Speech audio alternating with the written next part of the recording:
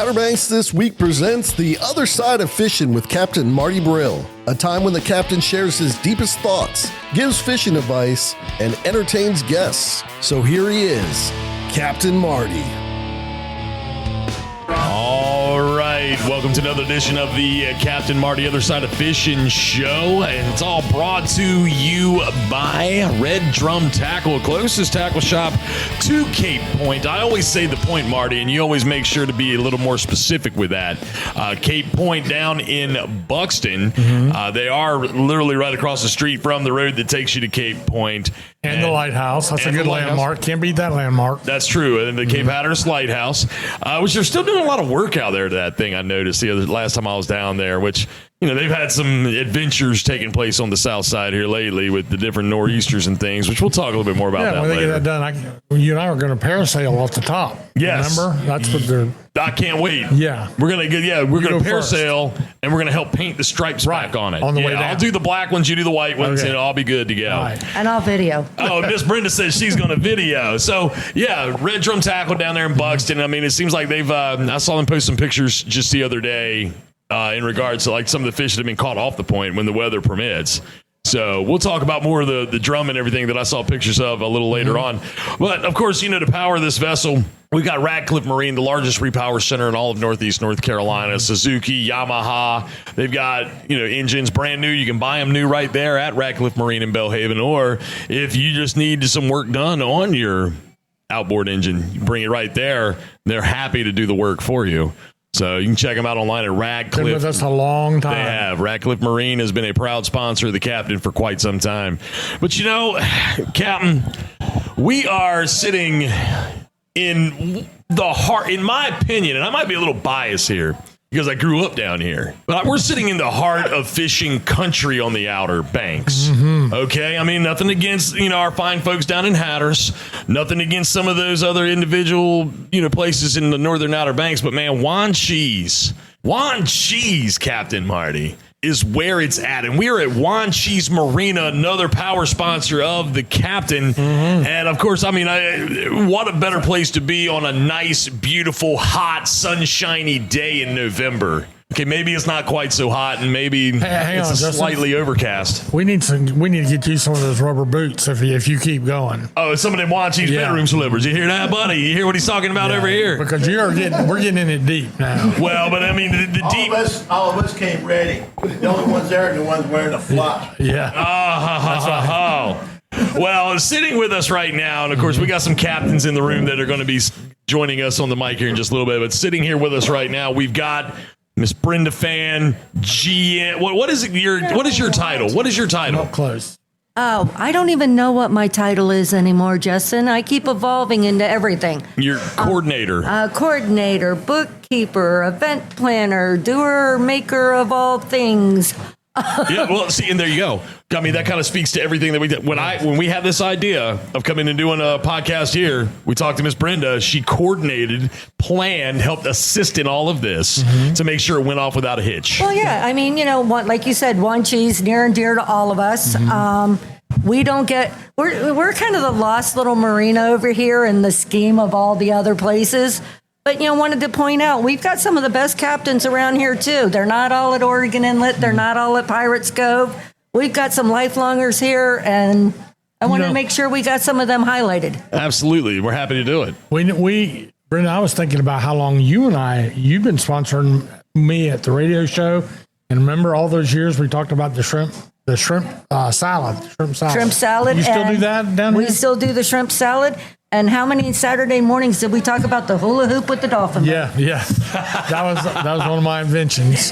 But hula hoop with the dolphin boat. But I personally come back to this marina the year I showed up here, 1975.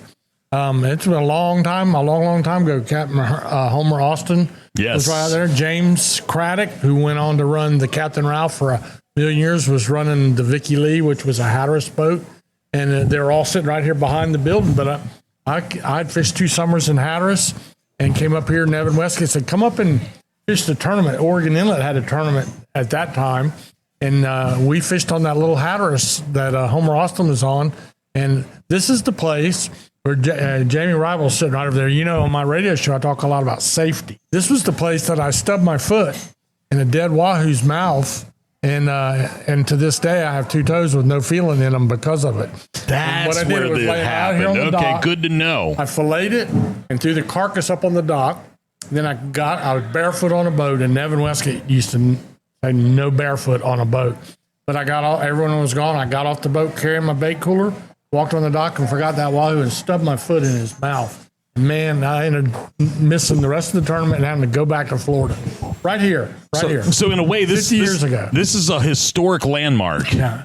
So we need to get with the History Society or whoever it is at Raleigh and have one of those markers put here. Yeah, we do. For the day when Captain Marty stubbed his toe in the wahoo's mouth and has no feeling in his feet now. And his toes. His toes, excuse me. So don't let anyone ever tell you a dead fish can't bite. We go way back. Well, lots of exciting things going to happen here at Wanchese Marina. But before we turn Miss Brenda loose and get all the other captains on, you, like you were saying, you're event planner, coordinator, all this stuff. Now, you don't just manage and plan the events and coordinate things here at Wanchese Marina. You also do it for some other places. I heard you mention something about Martell's a little earlier, and also something going on at the Pioneer Theater. Yeah. Talk to me about some of these things that you got coming up in the near future. We got all kinds of cool things coming out. At the Phideaux, formerly Martell's. Phideaux, there we go. On November 15th, we have our Harvest Jam. From 2 to 5, we're going to have all kinds of kids' activities, bounce houses, shooting ranges, archery ranges, log jam rolling, hamburgers, hot dogs, funnel cakes, cotton candy, popcorn, just a whole big event for the kids. And then from 7 to 9 p.m., we have Chandler James coming out. Chandler James. Yep, Chandler James will be out playing at the Phideaux. Okay. Basically, everything is a free event. Okay. Food is obviously going to be for purchase. But all the entertainment, everything else, even the concert with Chandler James is free. Now, tell me what day that is again. That is Saturday, November 15th. Saturday, November 15th. So that's right around the corner. And it's, in case you don't know, it's in Englehart. Right. So that's about, you think, where's Englehart? A lot of people listening might not know where Englehart is. I've been living over there for 18 years now, but it's about an hour west of here, and you can make a really good drive. If you want to do a nice drive on a Saturday or Sunday, you can drive Highway 64 over to Columbia, take Highway 94 all the way down across Lake Mattamuskeet, and then hook back on Highway 264 to come home and go right to what used to be Martell's Phideaux is now the Phideaux. It's right on Highway 264 in Englehart. Yeah, nice trip. Food's great. Yeah, like you were saying, the trip is half of it.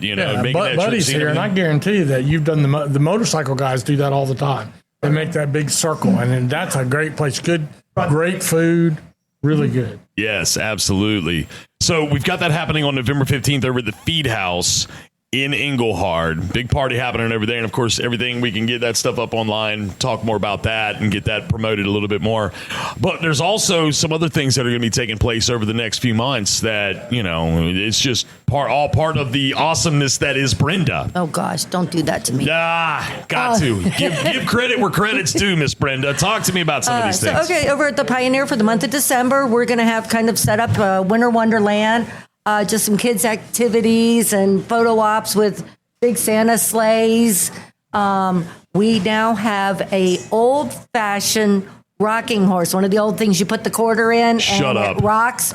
So we have one of those. Out in front of the Roses over in Nags Head when it was actually an indoor mall? Yeah, Shut up, We Marty. have one that's going to be out at the Winter Wonderland at the Pioneer. So we'll have all kinds of little things going on, throughout the month for the kids and family events out there.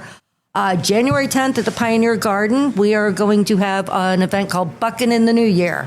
Buckin' in the New Year. Buckin' in the New Year. Giddy up, Captain So Marty. the outside will be completely tented and heated. We're going to have the mechanical bull. We have country music. We have line dancing and a big barbecue. That is on January 10th. Marty. Well, she said line dancing. I'm a disco. I was the disco champion. He was. Yeah. Disco champ of Ponce Inlet, Florida. In high school, I sure was. But line dancing, you'll have to show me how. Well, we actually are going to have somebody there that is going to be teaching line dancing. Okay. Does she have any hunting land? I don't know. I'll find out for you, though, Marty. Okay. We'll find out, yeah. And then our big event Yep. is February 13th and 14th. We are bringing a speakeasy to Manio. Speak easy, Marty. You got to be quiet. We're going to once again have the garden all tended in and heated, and we're doing a Passions and Prohibition. We're going to kind of bring back the Roaring 20s. We're going to have jazz band. We're going to have a whole mob-themed food buffet. All right. We are also going to be having blackjack, roulette, craps, Texas Hold'em, a whole big casino night, basically just a fun evening, flowing champagne, just a whole dressed in your favorite 1920s, just a whole roaring good time. See, Marty, you're going to have to be a mob boss for that event. A speakeasy is like a bar. Yeah, it's like a bar. It's like back in the day in Prohibition, they would have the pop-up speakeasies. Okay. So you had a passcode to get in the door. to come to the and, door. you know, you'd have your alcohol and all that stuff, and then, you know, where you could quickly get out the back door. And that's going to be done where? It's going to be done at the garden at the Pioneer. We'll the have the garden. whole thing all tented in and heated. Right next door. Right next door. Right alongside of it. Okay. Yeah. Nice. See all the fun things that are fixing to be taking place here over the wintertime that we can go and participate in, Cal? The minute I heard that the Phideaux was going to have all the big thing on November 15th, I knew who was behind it. Uh-huh. This is the woman that brought ice skating to Wanchese Marina. Yes, that's true. So, yes, I forgot about the ice skating at Wanchese Marina. Right out here in the front, too. Yeah. Right out there in the front. That was a lot of fun. That was a good time. I missed that one. Well, again, Miss Brenda, with all of her many ideas of things to do and all of her event planning, I mean, it's been proven successful over the years. Just look at Harbor Ween. Mm-hmm. Harbor Ween has been something that has grown into is something, what's the term? Monstrous. Mm-hmm. A beast all its own. It is a beast all of its own. You're absolutely right. Well, Miss Brenda, I appreciate you giving me some time to talk again. Miss Brenda is somebody that you'll see regularly here at Wanchese Marina. She's up and down. She's all over the place. She's in her office one day. She's down here in the kitchen the next. She's in the back doing this. She's over here doing that. She definitely a master of all things here at Wanchese Marina, and we're thankful to have her. So we're thankful to be here today. Well, I'm glad you guys came, and I am going to turn you over to the best part of Wanchese Marina. These guys sitting right behind me. These guys sitting right behind you. All right, we're going to take a quick break. When we come back, we're going to jump in with some of the captains with the captain. We'll be right back.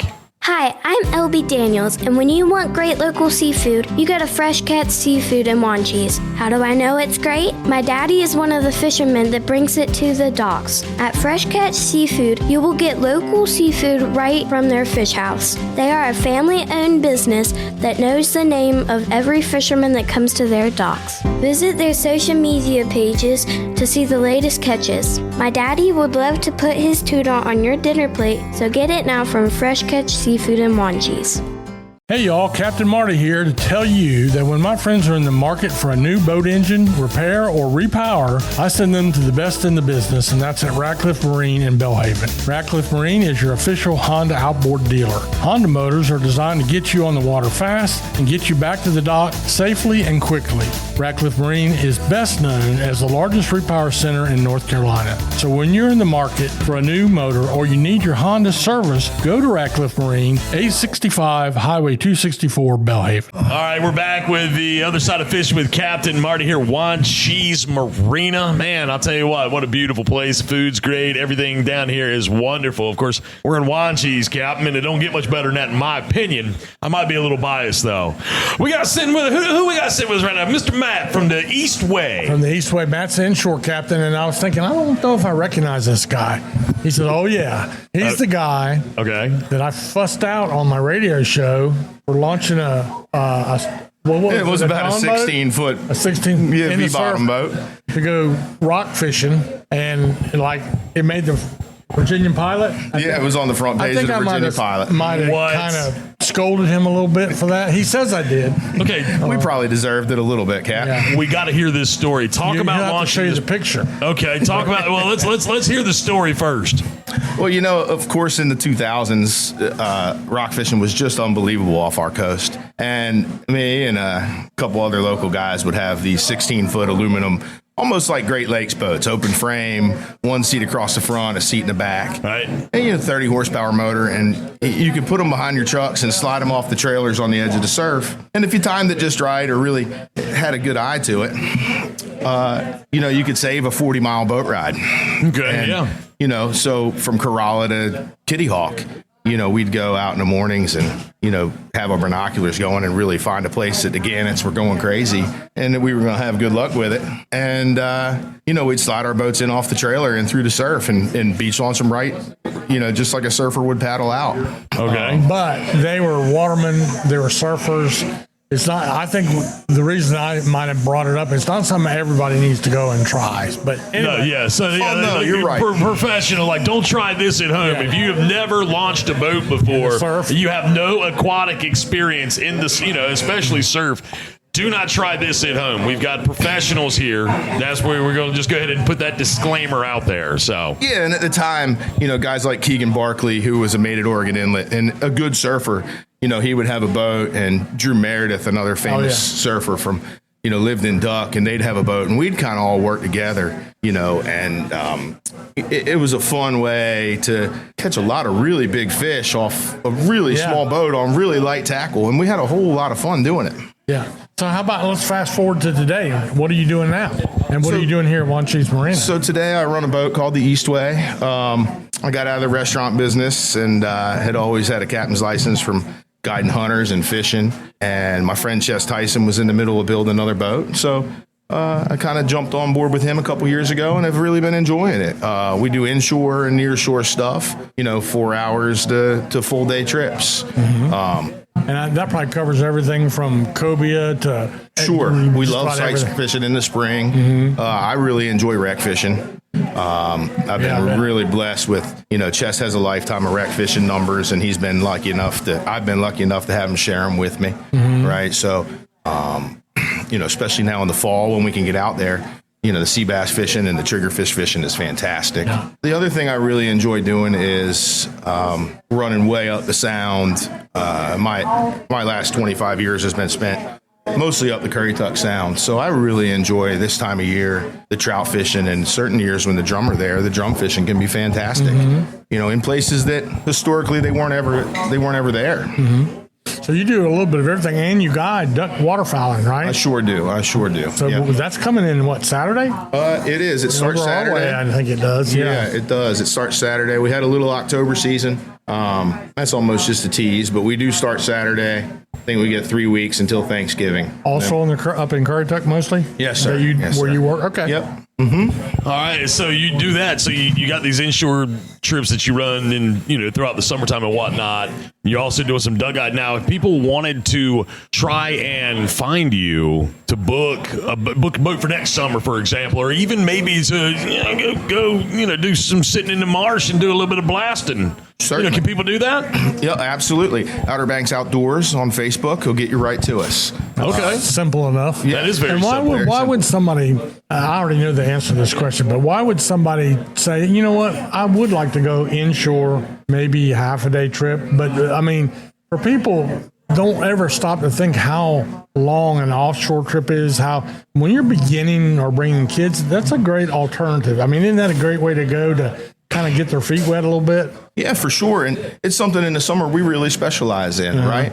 I would say half of my trips, the kids will catch their first fish, right, or their first fish off of a boat, or it's not a bluegill in a pond, right? So, we've been lucky enough that the trout fishing's been really good the last few years, and those kids can hook their own fish a lot of times, and have a hands-on experience, or even if you're just taking your kid bottom fishing. What's the ideal? 2, 3, 4 people? What's ideal? So I'll carry up to 6. The way that we built that boat when we put it back together, I run a 25-foot Parker Southwester that we completely redid. It has a lot of room, but really 4 is the sweet spot. Okay. I have a good friend over Englehart Way that's a guide over there. He does the same type of thing. And he always tells me 3, 4 people is perfect. So, okay. Well, excellent stuff. Well, Mr. Matt, hey, we appreciate you giving us a few minutes to talk. And tell us again how they get up with you. Yeah. Just look us up on Facebook, Outer Banks Outdoors. That's simple as any better than that. Simple. Outer Banks Outdoors on Facebook. Well, Mr. Matt, hey, thank you so much for giving us a little bit of time today. I appreciate it. Good job. Another quick break. We got some more captains to go, more thoughts from the captain, Marty himself. And we'll be right back here with the Captain Marty Show. At the south end of Roanoke Island, in a quiet little village, lies a marina known for having one of the finest fishing fleets on the Outer Banks. Whether it be an offshore excursion, a nearshore charter, or headboat fishing, Wanchese Marina is where to go. Wanchese Marina is a full-service marina, complete with a fueling dock, bait, tackle, ice, and the landing grill restaurant. All of this is just a few minutes from some of the finest fishing spots around. Book online at wanchesemarina.com. Wanchese Marina, 4457 Mill Landing Road, Wanchese. Are you ready for a fishing thrill like no other? Oh, there he is! There he is! Oh, got him up! As seen on WikiTune Outer Banks, the Carolina Girl, captained by majestic Jesse Anderson, is a custom, luxurious 53-foot Jarrett Bay built boat running out of Hatteras Harbor Marina. Let Jesse and her crew give you a fishing experience of a lifetime. To book a trip, go online to CarolinaGirlSportFishing.com. Carolina Girl Sport Fishing, your offshore adventure awaits. All right, back here with the Captain Marty Show here at Wanchese Marina. And, of course, we just talked to Mr. Matt a few moments ago from East Way. Now we got Captain. Who is this other captain that's sitting here? He looks familiar. I've seen him one or two times, maybe just one or two times. This is the record-holding Jamie Reibel. The record-holding Jamie Reibel. He and his mate have been together, I think, longer than any mate and captain in the history of the Oregon Inlet fleet. And it's his brother. How long have y'all been together, Jamie? I don't know if it's a record, but since 1995. I think it's a record. That's a long time. I think it's a record 95. By a long shot. Snooki and Dean were together a long time. Long. No? 30 years. Yeah, you're talking. Of living the dream. Yeah, and with your brother. And now my brother and he lives in Florida, and I can't hardly stand it. It's a constant argument between us. Yeah. Yeah. I get there, we say good morning, then we say we'll see you in the morning that afternoon. That's about it. But he's all set up like he can run your boat and does run your boat. He does. He's great. Yeah, he's a wonderful mate. He's really good and talks and talks and talks. And that's he told me you were a screamer. Is that true? Yeah. I knew about that. Well, so they have a boat, obviously. What's the name of this boat? It's the Phideaux. The Phideaux. The Phideaux. It was built about a half a mile from here, Ricky Scarborough, back in 1988. Mm-hmm. Wow. Okay. VP Ricky Brinson, Scarborough. Right? Yeah, VP.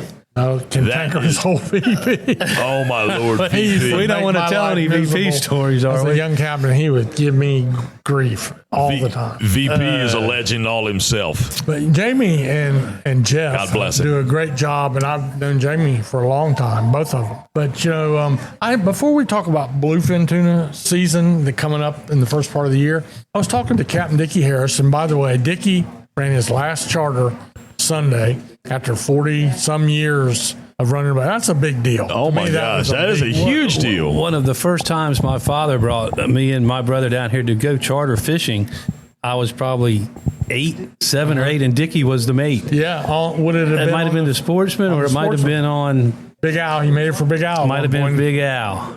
But the thing about it is, and we'll move on, but, like I told him last night, if you can run out of this competitive fleet, super competitive, and you can do that for 40 years, cross that bar at Oregon Inlet for 40 years, and maintain a boat like that, not many people can say he did it for the full money, for the whole time, his whole life. And I got out of it because I wanted to try something different. But congratulations, Captain Dickie Harris, on the Fantastic. Absolutely. Congratulations. And Ned Ashby, I think. Yeah, Ned's getting ready to retire, too. Yeah. And I helped Ned get his start, so he can blame me for that. How about that? Yeah. I'll tell you a quick story. He used to ride out with Gary. Do you remember Gary Myers? Yes. All right. He rode out with Gary Myers. And Ned worked at a pharmaceutical plant in Richmond, had a little topaz boat of his own. Came down here, rode out with Gary, and Gary screamed at him so much that Ned said, I don't want anything to do with this career, with this business. And me and my mate said, come on, ride out with us. He rode out with us for 2 days and never left after that because we were having fun, and not that Gary wasn't having fun, but Gary could get a little wound up. Gary used to like nakeds, and I pulled 2 nakeds on each long rigger. That's what I pulled in honor of Gary. Yeah. Naked ballyhoo, that is. I was going to say naked, 2 naked. But Dickie was telling me, the thing that I miss in my fishing reports is the yellowfin tuna season the last couple of falls hadn't been very good. But and they're coming a little bit later maybe, but I'm going to say cyclical. It'll get better again. It'll come around to the way it used to be in the old days. But blackfin fishing is great, and a scattered wahoo. What's different now is the mahi fishing is lasting longer and longer. Yeah. The last time we were out 7 days ago, we caught a limited dolphin. Mm-hmm. And it seems like every year, October and November have been very good mahi fishing. I don't know what's changed, but I'm sure it'll go back to having yellowfin show up again in September and October again. But it's all cyclical and it's all weather related and everything's different. Look at the way the billfishing's been. The white marlin disappeared. Yeah. And then they came back with a vengeance. The sailfish were not here and they showed up. I mean, it's just everything is That's really still weird. what's great about what we do. We don't know. You don't know. So what about the bluefin tuna? Last year was pretty good, wasn't it? I mean, it lasted Really a long good. time. Yeah. It did, yep. So tell listeners that might not know about that tuna. Well, recreationally, when we go charter fishing, it's been great. And it's lasted even into April for our the big ones. And then it's all mixed up. We're only allowed to keep one under 73 for a charter, and there's been a lot of those as well. It's been weird. You can go towards Hatteras, down the beach a little bit and catch one under 73, 120 pounder, or if you go up towards the point, then they would all be 600 and 700 pounders. It's been really neat. So we have a choice. If you're commercial fishing, we go towards the point, and if we have a charter, then we will go down the beach and try to catch 7 or 8 or 9 of them in a day, where we can keep one for you. So you'll know the blackfin is the smallest. Then you would get into the yellowfins, which are bigger than the big eyes, and then the bluefins they go all the way up to 700, 800, 900 pounds. Yeah, what's your personal record on a bluefin? You remember? Somewhere around 700 pounds, I think it would be it. But it's and they've probably been here the whole time, because when I got here in '88, we didn't fish in January, February, or March. We very rarely, and we didn't go out just a little bit deeper. So I think they've been here the whole time. We just never fished, at that time of year. Wow. So Jamie, are you in this marina or are you across? I'm in Wanchese Marina. Yes. You are in Wanchese Marina. So they've been together a very long time. Boat's really, really nice. If folks want to book you for a bluefin trip, I mean, they need to understand the regulations and how all that works. But how do people get up with you? And the regulations change. They can just call Jamie Reibel. They can look up the Phideaux, Phideaux. Okay. And give me a call, and I'll let you know, because it will change as the season goes on. The regulations change, and I'll be able to tell them what's going on at that time.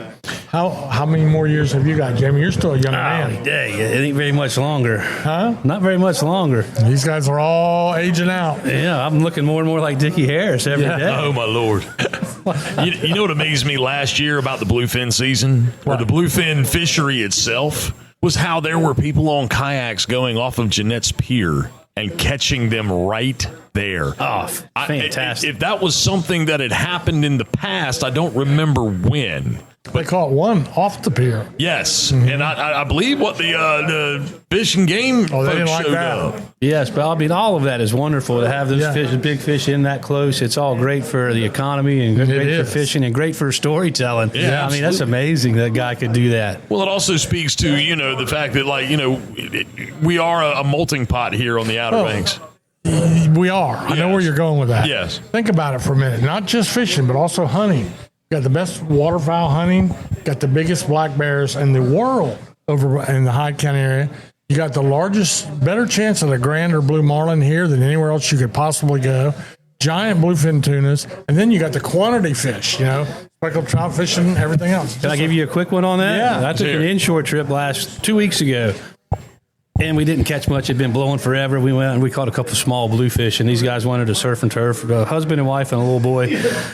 He sent me a picture later that afternoon. They got their surf and turf. They went to Madame Mesquite. They killed a deer on the way over with the truck. DNR let them have it. Then they caught a limit of big crabs in Madame Mesquite. Really? So they got their surf and turf. Where else can you do that at? It was a pretty neat story. They got their surf and I turf. got to follow up on that one. That is a good story. That's real good. I got to talk to those people. Well, Captain Jamie, hey, we appreciate you jumping on the mic with us for a few minutes. Give us that phone number if people want to call you. 252-473-8051. Of course. We live in a great area here for everything. We do. And this is my favorite time of year, too. Because you get a little time off, the holidays are coming. I'm leaving for Georgia Wednesday, so go do a little deer hunt. It's a fun time of year, the fall. Georgia. No. So many the lights went out in Georgia. You know why so that many guy? songs about Georgia. Do you know why that guy sings that song? Why does he sing this? So you won't have to. So I don't have to. Oh, Captain Marty with the Great to jokes. see you, Marty. All right. Great to All see right, you. Jamie. Jamie, All right. thank you. Quick break. We'll be back with Captain Marty's show right here at Wanchese Marina. Ahoy there, folks. Captain Edward Lee here, and I want to invite you aboard the Miss Oregon Inlet II. She's a modern 60-foot headboat outfitted with the latest top-quality safety and fishing equipment. And it ain't just about fishing. Keep your eyes peeled for dolphins, turtles, and all that beautiful Outer Banks scenery. Miss Oregon Inlet II is available for private charters, including bachelor and bachelorette parties, corporate retreats, and family reunions. So ditch the beach for a bit and set sail with the Miss Oregon Inlet II. Hey y'all, Captain Marty here. And when I was looking for a top quality mower, I went to the best. And the best is A&W Sales in Pinetown. Now at A&W Sales, they carry top quality brands like the Bad Boy zero-turn mowers, of which I own one now for 15 years. American-made, heavy-duty machines built to handle anything from backyard touch-ups to commercial jobs. They've proudly sold and serviced Bad Boy mowers for over 15 years. How about if you're in need of a trailer? A&W Sales carries the full line of Big Tex trailers, the best-selling trailer brand in the entire nation. Visit them in-store or online at awsalesnc.com, where tough equipment meets trusted service. All right, back with the Cap Marty Fishing Show here at Wanchese Marina, and sitting right next to us now, we just had Mr. Jamie on. Now we got Captain Mark Fann from the Fishin Fannatic. Here with us, got his boat right out back. Mr. Mark, how are you today? I'm doing well. We're glad to have you on the show. Yep, thank you. Glad you were able to join us today. Now, Mark Fann, the husband of Miss Brenda, who we had on a little earlier, and one of those things where got his boat right out here. He's always on the water. He's always out there catching fish. Mr. Mark, talk to us a little bit about your boat. I got a 53 Viking. She's been recently repowered with brand new cats, 12.9s. Okay. She cruises around 25 knots. Got a good top speed. And no smoke. No smoke. No exhaust. That's good. I think what he's saying is that diesel fumes are minimal. Okay. Because sometimes that can be a problem. Good, That's good for the ozone, really good point. right? Well, it's Isn't good that the problem? It's good for the trip. I mean, people don't get... for the clients. Trip. I thought you were talking about like ozone, environmentally friendly. No. Diesel fumes don't go well with seasickness and things like that. So when you have a nice clean cockpit, it makes a big difference. Yeah. Got it. Okay. Some boats really do have a lot because you get a lot of backdraft. Right. But Mark, I was just thinking. I was watching the Fort Lauderdale boat shows going on right now. It's my hometown. Oh, it is? I'm a refugee, yeah. Okay, well, Viking, of course, production boat company. Yes. And you're here in the heart of all this custom boat building, but Viking, of any production boat company, for a very long time, has always been the top one. Oh, yes. But they did a little thing at the boat show and had that one Viking. Have you seen it? Like 4 stories tall. It's like a 100-footer, 95-footer. Yeah, she's 90 plus. 90 foot, yeah. And then they had 2 of the smaller ones. But the man that owned the company was talking about how Vikings are built. And the way the production thing works is that you get your boat quicker. And I know we're talking about new boats. But, yeah, right. But they've been around a long time. It's a great boat.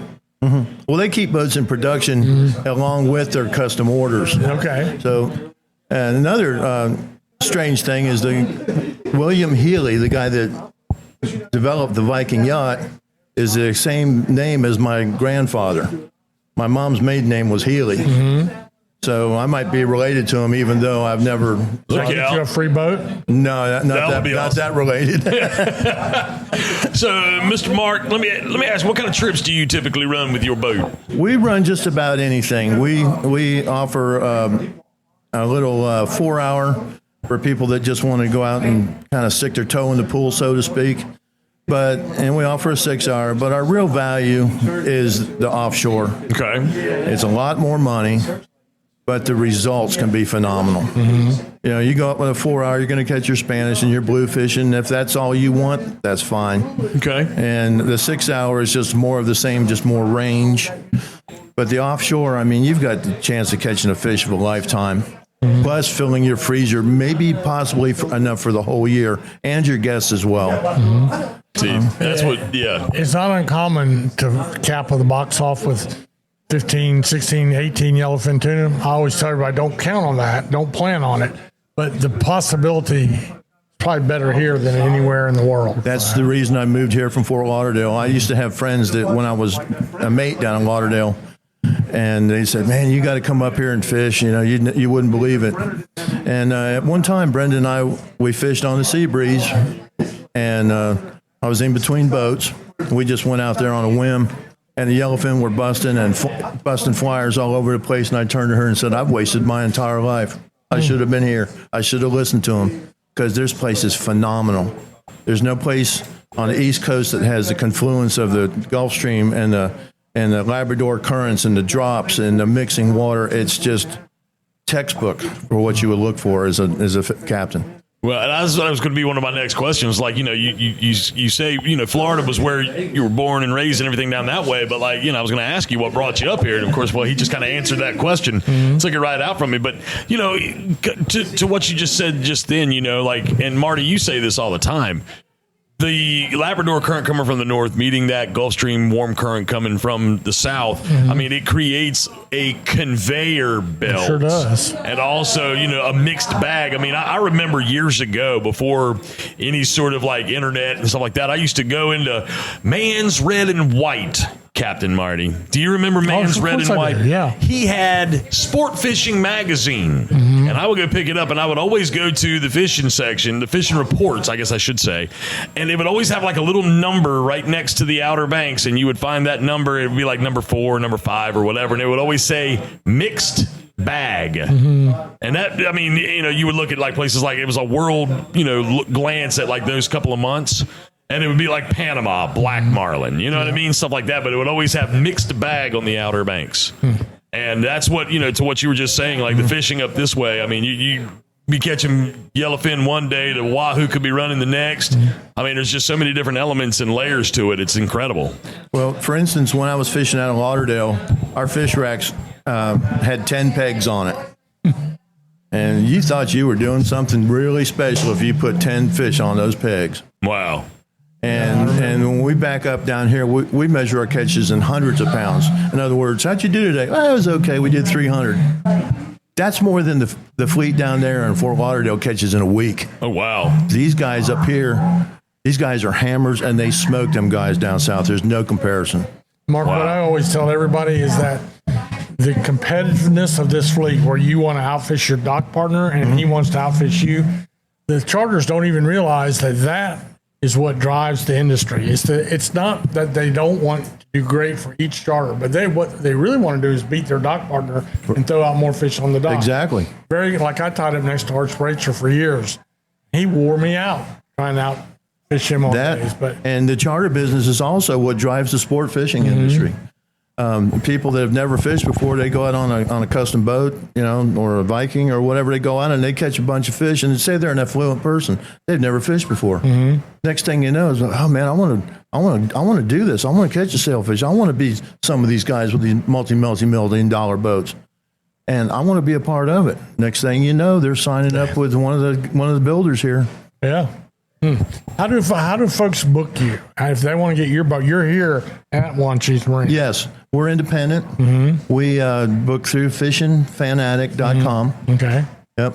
Okay. Spell that for us one more time. Fishin Fannatic. Spell that for me. Fishin, no G. Okay. Because we're in the South. We don't go fishing. Yankees go fishing. Right? Got it. And Fannatic, F like in Frank, ANNATIC.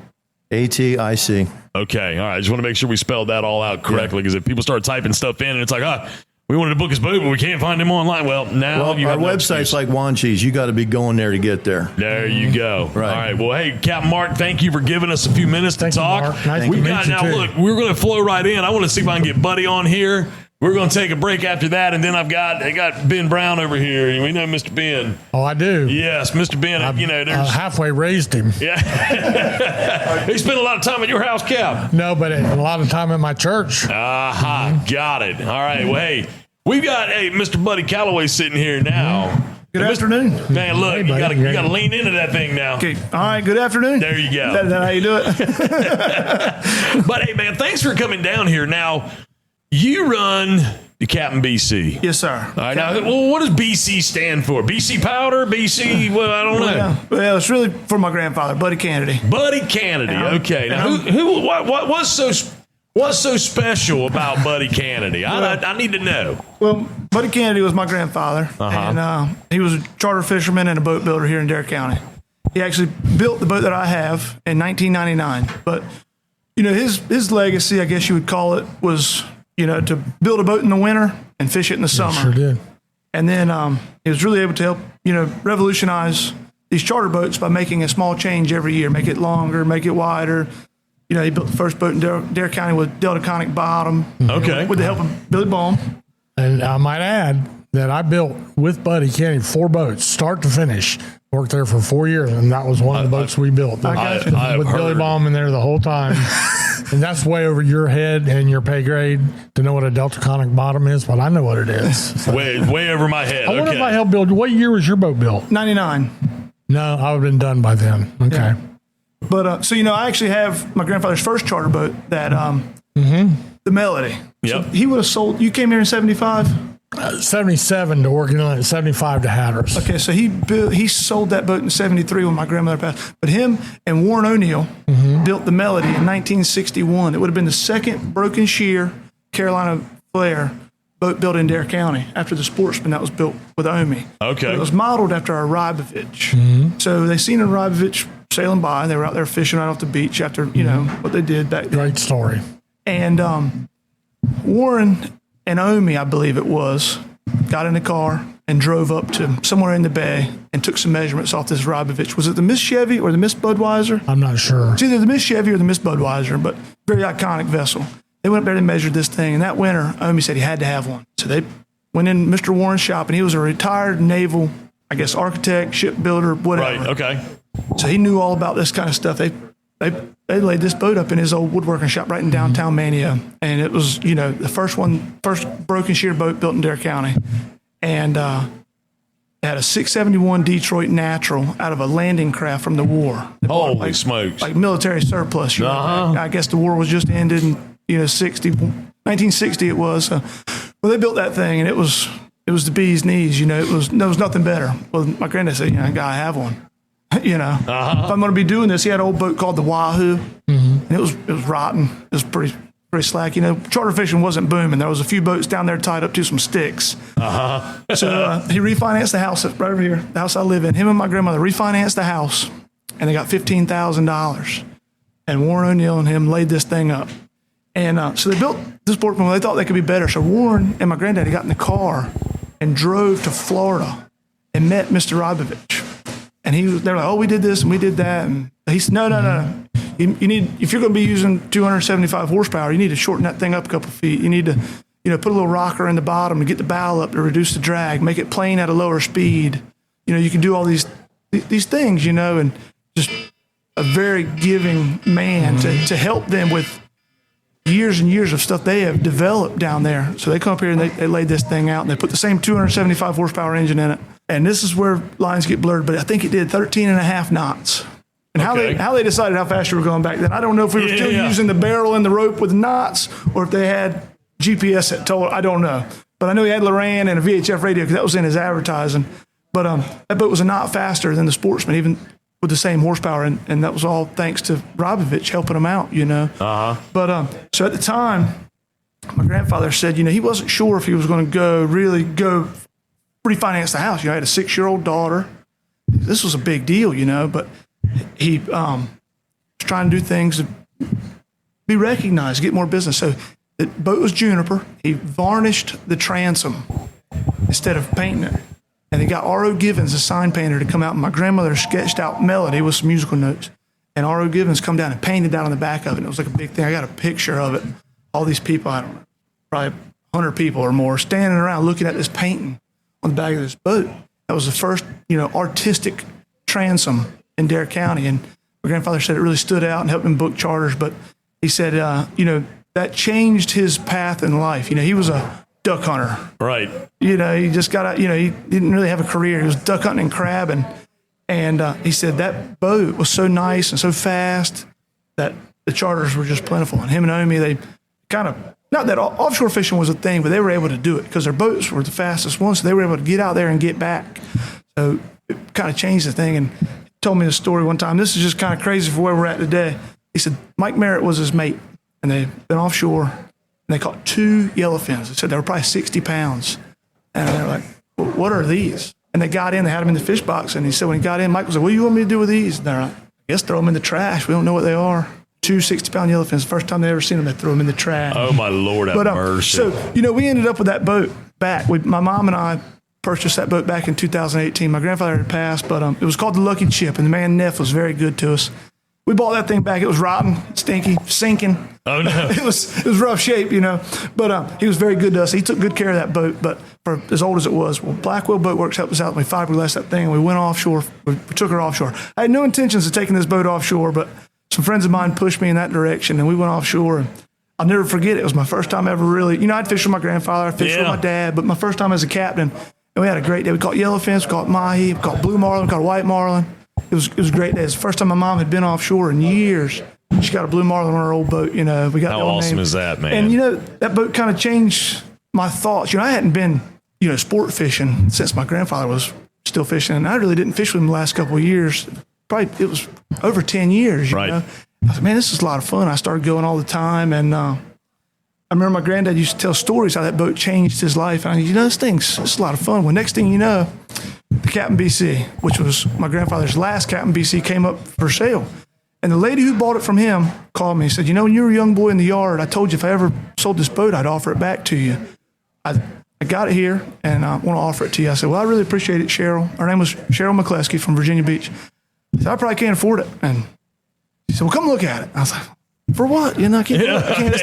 This thing's worth like twice as much as my house, Right, yeah. So I drove up, me and my mom, dad drove up there in the car, and I'd like to have it. She said, well, go to the bank, and we ain't going to talk about finances, but she said, do what you can do. And I told her, and she agreed to it, Okay. And she was very generous, very kind to us as a family. And so I was able to buy that boat back, but I kind of give it all to the Melody. It changed my life, kind of like my grandfather. Yeah. Charters weren't, but that boat changed him, and I got that boat, and that made me fall in love with it too, and it was kind of cool. And I'll tell you what, that Marty can hit on this. He's fished on different boats, but the fish just swim right up to that thing. It's tight. You've been on them kind of boats, Marty, where you look down and there's fish under the boat, It's like Marlins would just be swimming right up to the whites would just be right on the stern. But so my grandfather passed. Well, she made me a deal on the boat. So I signed my life away, refinanced my house, and I bought this boat up here, hauled it up, and scraped the name off of it, and put the Captain BC back on it. But so getting back to your story, Captain BC was my grandfather, and but this boat was his final product. He built his first boat in '61 with Warren. He built his second boat in '74, and that would have been with Buddy Davis, Sonny Briggs, Omi Tillett, and Sheldon Midget helped him. He wasn't there, but he'd come along, and that would be the first Captain BC. It would actually be Davis Hall #1 according to paper, but my grandfather, Sonny, Omi, and with the supervision of Sheldon, he would stop in. You're not doing it right, that kind of thing. And then he built the next Captain BC in '84, which is now the tuna duck. Well, actually, resold this year as Hatteras Blue, but it was a tuna duck for years. And that would be Buddy Kennedy Hall #1. Oh, but wow. after '84, he built a new boat every single year in his backyard in his shop. And he'd make a few changes, make it a little long. Oh, look, we got a new motor. Caterpillar came out with 12,000 horsepower. We can make this thing a little bigger. We got more horsepower, So that's when the 57-footer come along and blah, blah. But every year he'd make little changes. You got the yellowfin sitting out back at this marina right now. It's a 57-footer, but it's got a sharp entry, and not a whole lot of a rocker in the bottom. It shoves a little hard. It rides good, and especially in a head sea, but shoves a little hard. And then the one after that was which is now the Drifter. Took some dead rise out of it, put Delta Conic in it. Took a little bit of rocker. It pushed easy and burned not very much fuel, but didn't ride as good. This is his saying. Didn't ride as good. So then the boat I have in '99 built it after the Drifter, and I can't remember, maybe 12 degrees or some dead rise, a little bit of rocker, moved the engine back a frame. And he said it was his favorite boat. He built 13 more after it, but none of them were ever the Captain BC because he said the boat he had was his final product. It was, never built a better one. Right. And it always held a special place for me. So when that boat came available, I just had to have it. And I thought it would, honor him and his legacy. It was just the only thing right about it was to put his name back on it, And how fortunate was I? And talked with his family and some different people about it. His good friends, Sonny Briggs, and these guys that were his, I don't know, just his best friends, his cronies, man. I was like, what do y'all think? Is this an okay thing to do? I'm not trying to be him, but I just want to honor him. They said there ain't nothing you can do but that. You better do it. I was gonna say, and I was very fortunate. I feel very welcome to be a part of this podcast here in the Wanchese Marina. But I'm actually at Oregon Inlet Fishing Center, right? And that's where he tied up, and that's where he built his business. And they were very kind. The men around there were very kind to let me in, and I just been very fortunate to be a part of it and have his old boat. And it's pink, which I don't think he liked that. You might have worked when they built the Hustler. Oh, yeah. And he did not want to paint that boat pink. And the boat is pink, and I don't think my granddad would like that, but I made a promise to Cheryl that it would stay pink. So I can't change it. Can't change so it. He's going to have to get over it. Well, I think you might be able to look the other way on that one, but... So, yeah, like I said, I wanted to get a quick nod to your granddaddy because I know how important and how influential he was in the sport fishing community around here. And just, my daddy held him to a super high regard. And Marty, I know you've told numerous stories about working in the boat shop and doing things and your grandmama cooking lunch for him and everything like that. And I mean, you talk about some first-class people. Yeah. My goodness, there weren't none finer. I bet I've got my 200 or 300 stories, at least 25 of them are about Buddy Kennedy. Yeah. And working in the boat shop and Miss Emma cooking dinner and all that. But anyway, so if folks want to book you now and hear more of the story from you personally, how do they go about that? So you can call me right on my cell phone if you want to. 252-216-6263. Call or text anytime. If I don't answer, it's because I'm asleep, but you never know when I'm asleep or, we get up at 3 in the morning and, you never know when we're, just call. Right. Or you can go to OregonInlet.com. You go to offshore and you scroll down and find the Captain BC, or there's a search icon. You can type in Captain BC and it's CAPT. CAPT. It doesn't have, it's not the full spelling. It's just CAPT BC. And, you're more than welcome to go in there. You can see my calendar. It's always updated. So what I get out of all this, because we're going to run out of time, we need to have him in the studio one day. Well, we can easily make that arrangement. On BC. I'd love to do that with you guys. All right, excellent. But well, buddy, hey, appreciate you giving us a few minutes again. This is a to be continued. It is. I segment. talk too much. That's great. It was all good story. Okay, we got a bunch of them. Yeah. So we're gonna take a quick break. We got Ben Brown over here.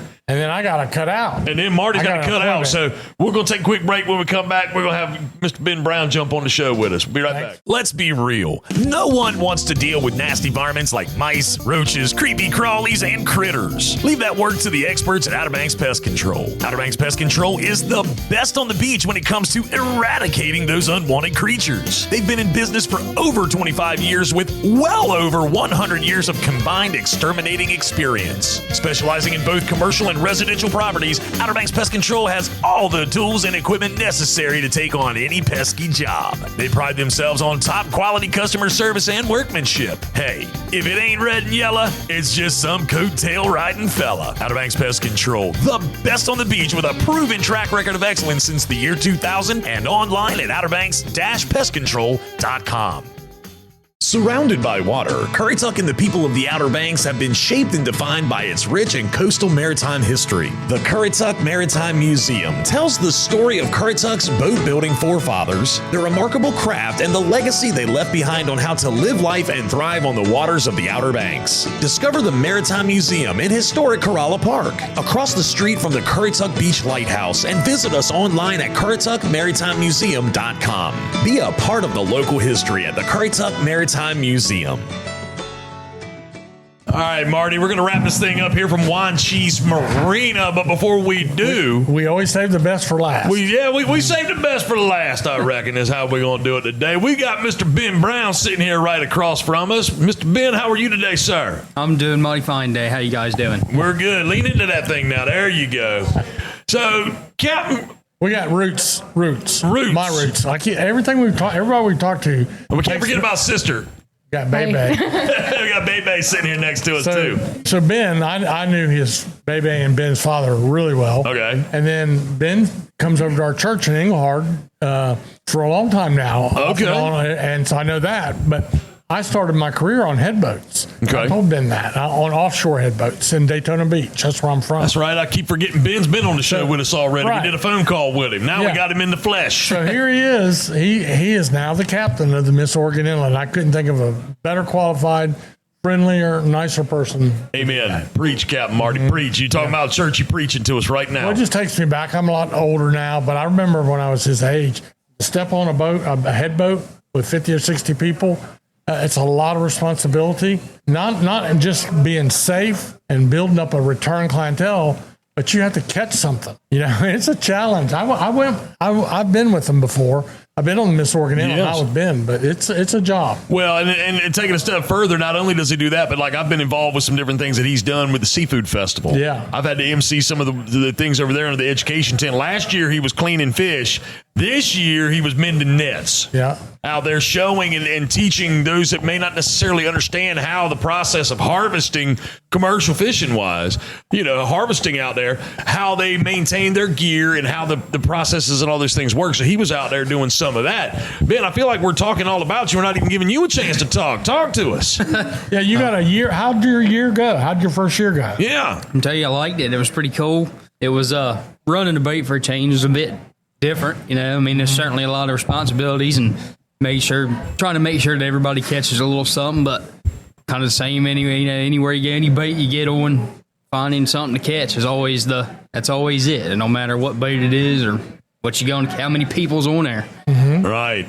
But the head bait, there's a lot of people, like you said. A lot more people to please. Yeah, a lot more. But most everybody always has a pretty decent time, So that's I call it an inshore headboat, but you're generally speaking inside the sea buoy or back in the sound. That's right. So this is I always say it's like a floating fishing pier. So a great place for kids, a great place for beginners. You're not 60 miles out or 70 miles out offshore. So in this case, this is a great option, right? Yeah, that it is. Yep. Yeah, you got all kinds of options, really.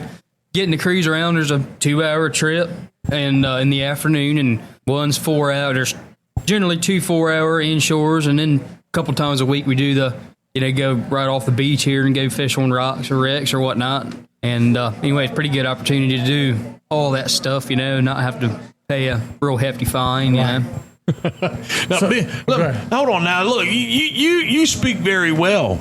Let me ask you this. Now, what are you? How old are you? 22. 22 years old. Wow. Look. And he has a headboat license. So that's twice as hard to get as a 6-passenger license. They're all good. I wanted to highlight that.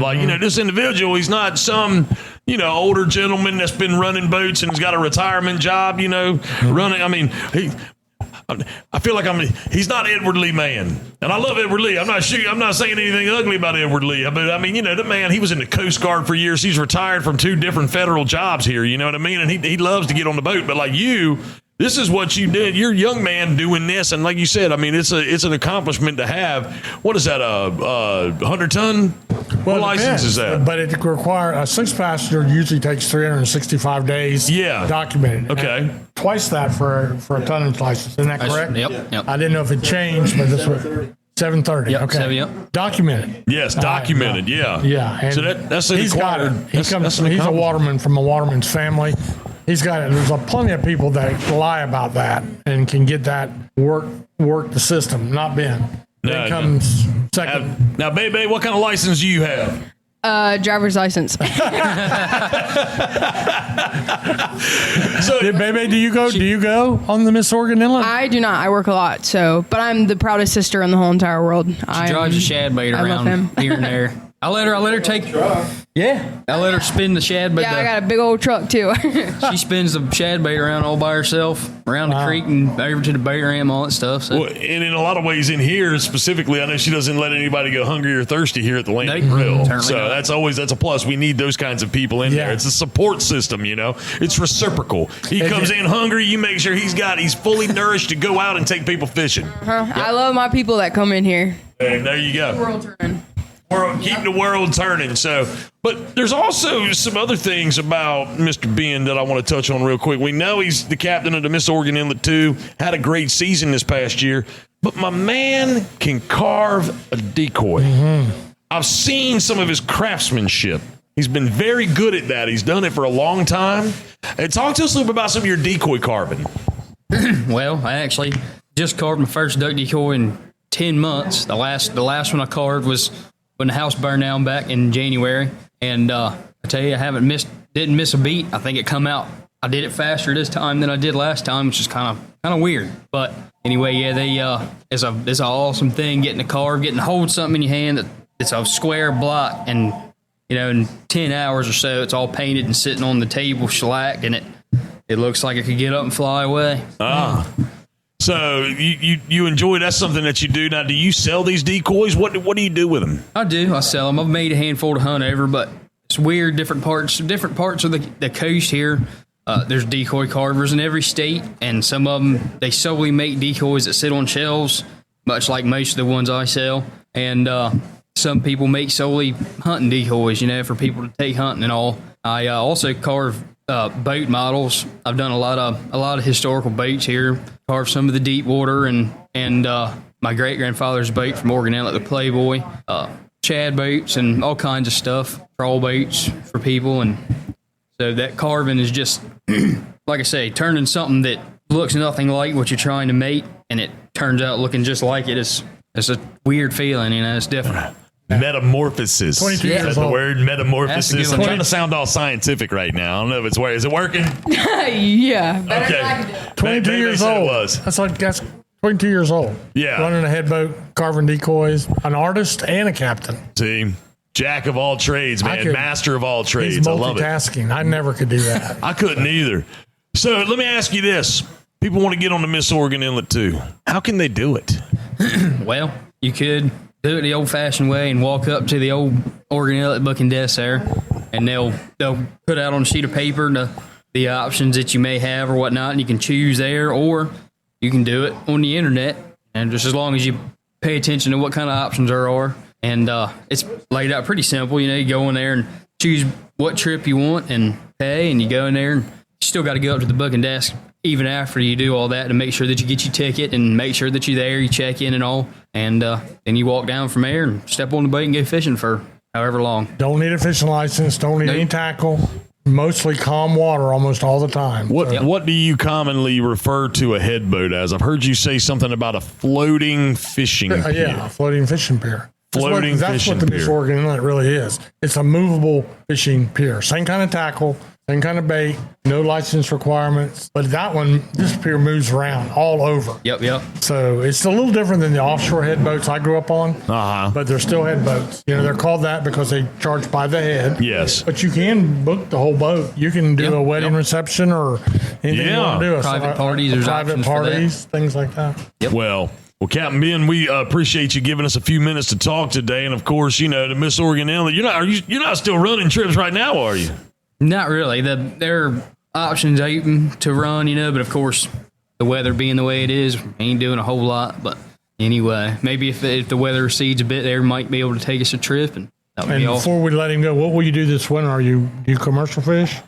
I do. I've growed up commercial fishing, among other things, but this year I am planning to carve duck decoys until the end of December, until Christmas. There you go. Yep. So. Okay. Good stuff. Captain Ben, we appreciate it. Marty, you want to give us a quick rundown of, the fishing here lately has been kind of hit and miss with the weather. Fishing report looking into November, December time frame. Well, our friends in Hatteras have had a hard go of it. They've been scrapping for whatever they can get offshore. The Oregon Inlet fleet had a good run on the blackfin tunas. A few yellowfin showed up the last couple of days. Like Jamie said, there's still some mahi-mahi dolphin around to be caught. The big stuff has been the drum fishing back in the Sound. Those guys in Hatteras, the backcountry guys, they're on a typical day catching sheephead, puppy drum, black drum, speckled trout, and bluefish. Right. That's a pretty good day of fishing. That is a great day of fishing. The same thing up here. So really, as everybody's shifting over, there's a little break where everyone's going to go Saturday. Duck season, bear season comes in, but everybody getting back onto the bluefin tuna chase in January. Right on. Okay. Well, Marty, I reckon that's going to do it for us down here at Wanchese Marina, 4457 Mill Landing Road. I want to thank everybody for being on the show with us today. All the captains that decided to stop by and pay us a visit. Miss Brenda for being such a hospitable host and giving us an opportunity to set up shop down here and do the show. Of course, Capt. Marty Fishing Show, all brought to you by Red Drum Tackle and online at reddrumtackle.com. And it's all powered by Radcliffe Marine in Bellhaven, online at radcliffemarine.com. And, of course, we got another power sponsor, and it kind of powered us through today, and that would be Wanchese Marina and the Landing Grill. And you can find out more information about Wanchese Marina and the Landing Grill online at wanchesemarina.com. Captain? I think that's going to do it. Hey, we got Thanksgiving on the horizon. Man, I'll tell you what, we got a great month. I hope the fishing's good, and we'll be back again here in December with The Other Side of Fishing with Captain Marty Brill. Thank you for listening to The Other Side of Fishing with Captain Marty Brill. All brought to you by Red Drum Tackle. Be sure to follow us on your favorite podcast app. Just search Captain Marty and share this episode with your favorite fishing friends.